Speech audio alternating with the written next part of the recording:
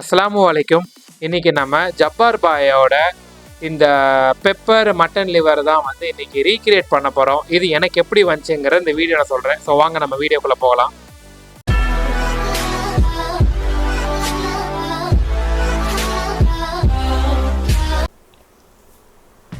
Medium சைஸில் உள்ள 2 வெங்காயம் வெட்டி வச்சுருக்கேன். அதை ஃபஸ்ட்டு போட்டுடலாம்.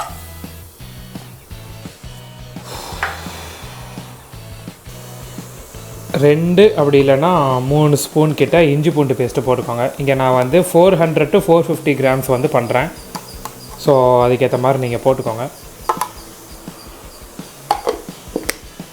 அப்புறம் இதோடு சேர்த்து கடலெண்ணெய் ஒரு 2லேருந்து 3 ஸ்பூன் கிட்ட. இங்கே 4 பேருக்கு பண்ணுறேன், அதனால் நான் இதை போடுறேன். இப்போ நம்ம எல்லாத்தையும் மிக்ஸ் பண்ணி விட்டுறலாம்.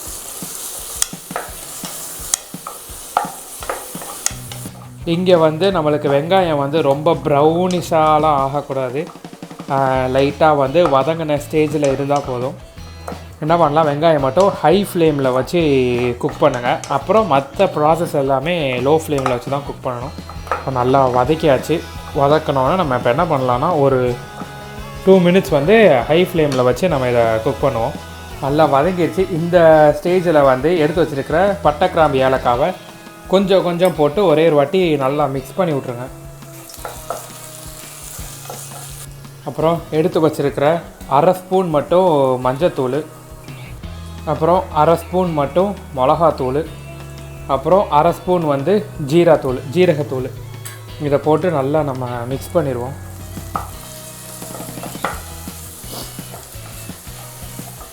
இங்கே நான் வந்து மிளகாத்தூள் வந்து ஒரு ஆப்ஷனலாக தான் போட்டிருக்கேன். ஏன்னா இதை ஃபுல்லாக நம்ம என்ன பண்ண போகிறோன்னா பெப்பர் தான் நம்ம போட போகிறோம் காரத்துக்கு.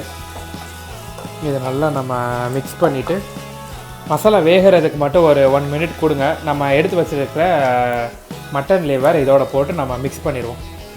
ஸோ மசாலா வந்து நல்லா வதங்கிருச்சு. இப்போ நம்ம என்ன பண்ணலாம், எடுத்து வச்சுருக்கிற மட்டன் லிவரை இதில் போட்டுருவோம். இது கரெக்டாக 400லேருந்து 450 கிராம் கிட்ட இருக்கும். நல்லா நம்ம அந்த வெங்காயத்தோட இந்த லிவரை வந்து மிக்ஸ் பண்ணி விட்ருவோம்.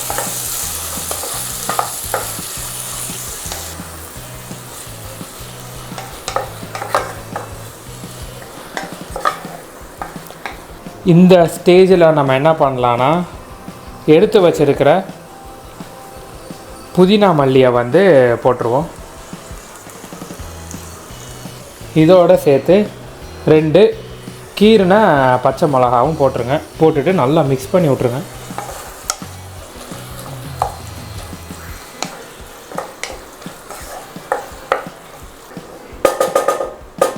ஸோ நல்லா நம்ம இதை மிக்ஸ் பண்ணியாச்சு. ஒரு 2 மினிட்ஸ் கழித்து நம்ம வெட்டி வச்சுருந்த தக்காளியை வந்து போட்டுருவோம்.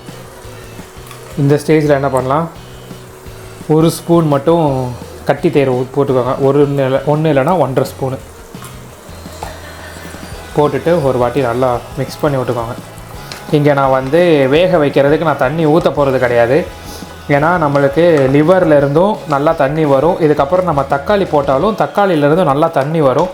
ஸோ அந்த தண்ணியிலே வந்து இந்த லிவர் வந்து நல்லா வெந்துடும். ஸோ நம்மளுக்கு அதுவே போதும். இப்போ நம்ம போட்டதுக்கே தண்ணி நல்லா விட்டுருக்கு. இன்றைக்கி இதை நான் வந்து செமி கிரேவி மாதிரி தான் நான் பண்ண போகிறேன். ஸோ வீட்டில் லெமன் ரைஸ் வச்சனால அதுக்கு தொட்டுக்க ஒரு ரெசிபி. இது யாருக்கு யூஸ்ஃபுல்லாக இருக்குமோ இல்லையோ, பேச்சுலர்ஸுக்கு வந்து கண்டிப்பாக இது யூஸ்ஃபுல்லாக இருக்கும். ரொம்ப ஈஸியான மெத்தட் தான். இந்த ஸ்டேஜில் நம்ம என்ன பண்ணலான்னா வெட்டி வச்சுருக்கிற தக்காளியை வந்து போட்டுடலாம். போட்டுட்டு நல்லா வதக்கி விட்ருங்க.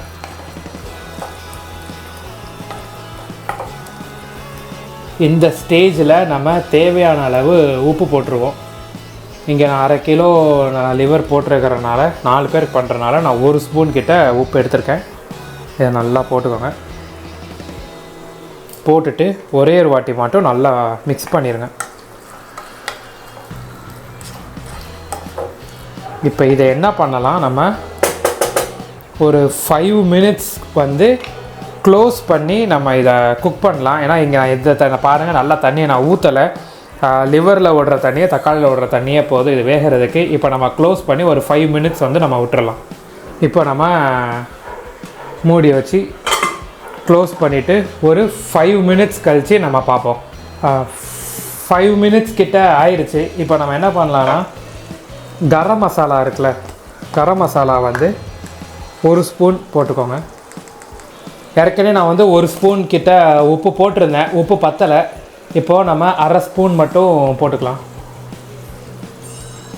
போட்டுட்டு மிக்ஸ் பண்ணிடுங்க. உப்பு வந்து செக் பண்ணிவிட்டு போடுங்க. சப்போஸ் உங்களுக்கு உப்பு கரெக்டாக இருந்துச்சுன்னா ஓகே, எனக்கு வந்து இங்கே உப்பு கரெக்டாக இல்லை. அதனால் இப்போ கரம் மசாலா போட்ட உடனே நம்ம இந்த ஈரலும் இதுவும் வேகிறதுக்கு ஒரு 10 மினிட்ஸ் கிட்ட நம்ம அப்படியே வச்சுருவோம். 10 மினிட்ஸ் கழித்து நம்ம பார்த்துட்டு ஃபினிஷிங் டச் பண்ணிடுவோம். 10 மினிட்ஸ் முடிஞ்சிருச்சு. இப்போ நம்ம எடுத்துடலாம். மோஸ்ட்லி வந்து எல்லாமே நல்லா குக் ஆயிருச்சு. இப்போ நம்ம 1லேருந்து 1.5 ஸ்பூன் கிட்ட பெப்பர் போட்டுக்கோங்க. இங்கே நான் கொஞ்சம் காரமாக ட்ரை பண்ண போகிறேன். ஸோ நீங்கள் அதுக்கேற்ற மாதிரி நீங்கள் காரம் போட்டுக்கோங்க. ஏன்னா நீங்கள் நல்லா பார்த்தீங்கன்னா இதுக்கு முன்னாடி நான் காரம் எதுவுமே நான் போடலை. வெறுமனே அரை ஸ்பூன் மட்டும் மிளகாத்தூளும் அதுக்கப்புறம் 2 பச்சை மிளகா மட்டும் தான் போட்டிருக்கேன். இந்த ஸ்டேஜில் நம்ம 1.5 ஸ்பூன் வந்து பெப்பர் போட்டுக்கலாம். பெப்பர் போட்டுட்டு ரொம்ப நேரம் கொதிக்க விட்டுறாதீங்க. ஒரே ஒரு வாட்டி நல்லா கிண்டி விட்டுட்டு ஆஃப் பண்ணிடுங்க. ஏன்னா பெப்பர் போட்டுட்டு கொதிக்க விட்டமாக்கும் ஒரு சில நேரம் வந்து கசக்க ஆரம்பிச்சிடும். இன்னொன்று என்னென்னா, கரெக்டாக இதோட குக்கிங் ப்ராசஸ் டைமே வந்து 15 மினிட்ஸ் தான் வேகிறதுக்கு. அதுக்கு மேலே வேக வச்சிங்கன்னா அது ரொம்ப ஹார்டாயிரும் லிவர். இப்போ நல்லா ஒரு 2-3 வாட்டி மிக்ஸ் பண்ணிவிட்டு அந்த டெக்ஸ்டர் வந்து கொண்டு வந்தாச்சு நம்ம. ஸோ எல்லாமே பக்காவாக வெந்துருச்சு. இப்போ நம்ம ஃப்ளேமை ஆஃப் பண்ணிட்டேன். 10 மினிட்ஸ் எதுவுமே செய்யாமல் நம்ம க்ளோஸ் பண்ணி வச்சிடலாம். க்ளோஸ் பண்ணிட்டு ஒரு 10 மினிட்ஸ் கழித்து நம்ம இதை சர்வ் பண்ணிடலாம். எல்லாமே முடிஞ்சிருச்சு. நான் சொன்ன மாதிரி நல்ல பெப்பர் தூக்கலாக ஒரு மட்டன் லிவர் நான் ட்ரை பண்ணியிருக்கேன். இதுக்கு முன்னாடி நான் இன்னொரு மட்டன் லிவர் வீடியோ நான் போட்டிருப்பேன் பக்ரீத் டைமில். ஸோ அதிலேருந்து இது வந்து ரொம்பவே டிஃப்ரெண்ட்டு. இது யாருக்கு ரொம்ப யூஸ்ஃபுல்லாக இருக்குன்னா, கண்டிப்பாக பேச்சுலர்ஸ் வந்து இதை நீங்கள் வந்து கண்டிப்பாக ட்ரை பண்ணி பார்க்கலாம். ஸோ அவ்வளோ ஈஸியான ரெசிபி தான். ஸோ ட்ரை பண்ணிவிட்டு எப்படி வந்துச்சுங்கிறத எனக்கு கமெண்ட் பண்ணுங்கள். ஸோ இதே மாதிரி மோர் குக்கிங் வீடியோஸுக்கு என்னோடய சேனலான ஷைகுல் பார்வையை சப்ஸ்கிரைப் பண்ணுங்கள். ஸோ இதே மாதிரி இன்னொரு வீடியோ நான் சந்திக்கிறேன். அன்டில் தென் பாய்.